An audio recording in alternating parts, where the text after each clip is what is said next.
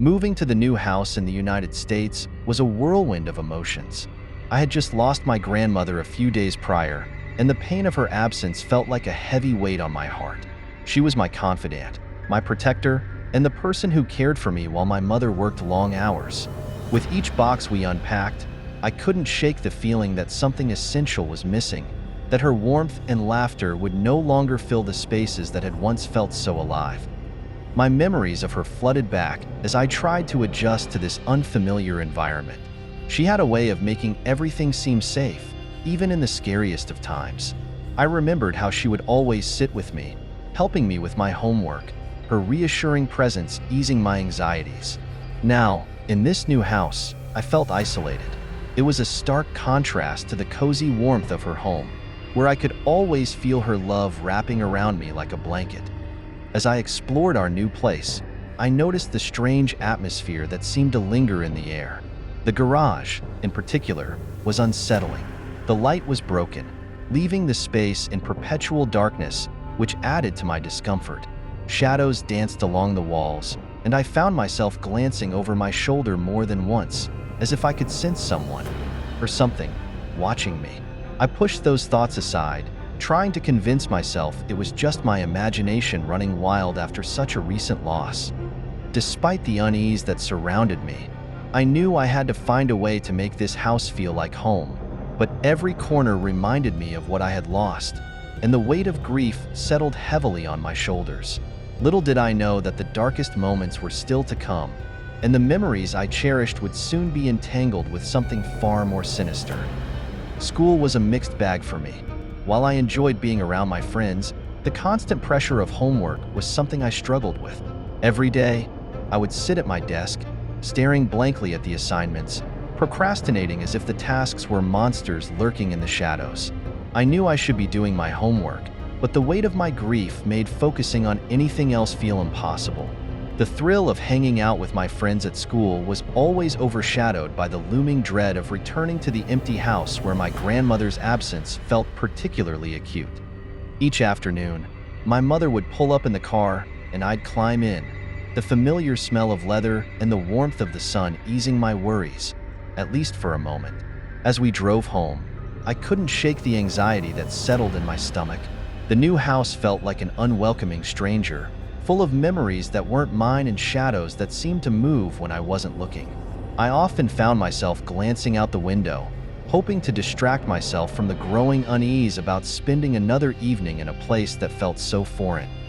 The red backpack I carried became a symbol of both my childhood and the connection to my grandmother. It was vibrant and full of life, much like she had been.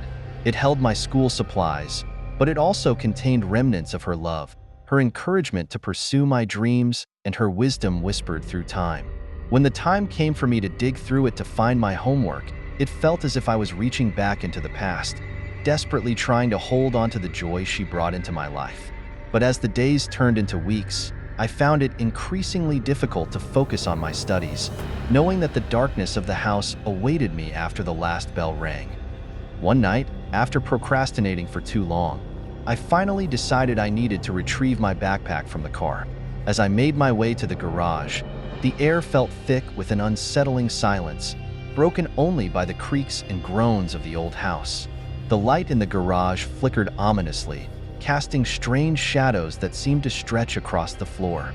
I hesitated at the entrance, a chill running down my spine, but I couldn't put off my homework any longer. I took a deep breath and stepped into the darkness. As I approached the car, the unease settled heavily on my chest. I could see the outline of the vehicle, but the shadows danced around it, making it seem more like a looming specter than my trusty old car. Memories of my grandmother flooded my mind, and I felt her absence like a punch in the gut. I wanted so desperately to feel her presence again, to hear her gentle voice encouraging me to keep pushing forward, but I knew that wouldn't happen. The realization that she was truly gone only heightened my discomfort, making each step toward the car feel like a struggle against an invisible weight.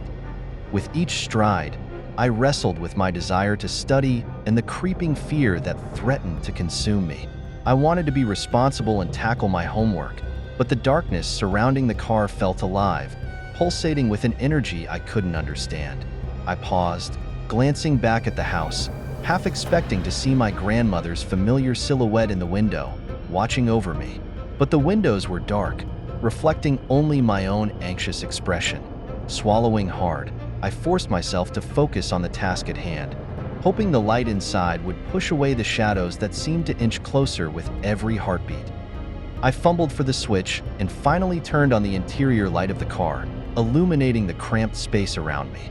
As I leaned over the back seat, my heart raced, both from the darkness and the anticipation of finding my beloved red backpack. But just as my fingers brushed against the fabric, something caught my eye. I turned my head slowly, and there she was, my grandmother, standing right beside the car door. It felt as if time itself had come to a screeching halt. Shock froze me in place as I stared into her familiar face. She looked exactly as I remembered, with her warm smile and gentle eyes that sparkled with love. My breath hitched in my throat, a mix of disbelief and terror flooding my senses. It was as if she had stepped out of my memories, but this wasn't the comforting embrace I had longed for. It was something altogether more unsettling. I felt rooted to my seat, unable to comprehend how she could be there, looking at me with that same unwavering gaze. The moment stretched infinitely, and reality began to warp around me. My logical mind screamed that this was impossible, that my grandmother had passed away just days before we moved. Yet there she was, so vivid and real, as if she were alive and well, her presence drawing me in with an inexplicable force. I blinked rapidly, trying to convince myself that I was imagining things, but the image of her remained, unyielding and haunting. It felt as though the very fabric of reality had frayed, and I was teetering on the edge of a nightmare. Fear surged through me, sending a cold shiver down my spine. I wanted to scream, to run away, but I was paralyzed by the profound mix of grief and terror.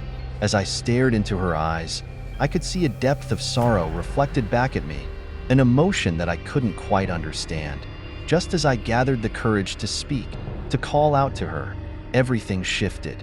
The shadows around the car thickened, swallowing her figure whole, leaving me alone once more in the oppressive darkness, trembling and gasping for breath. Despair washed over me like a tidal wave as I realized I was still in the car, locked in this nightmare. My heart raced, pounding against my chest as I struggled to push open the door. The vision of my grandmother lingered in my mind, haunting and relentless. I felt suffocated by fear, paralyzed by the weight of what I had just witnessed. Every instinct screamed at me to escape, to run away from this impossible reality that loomed over me like a dark cloud. Finally, with a surge of adrenaline, I wrenched the door open and stumbled out into the cool night air. "Mom!" I screamed, my voice breaking with terror and confusion.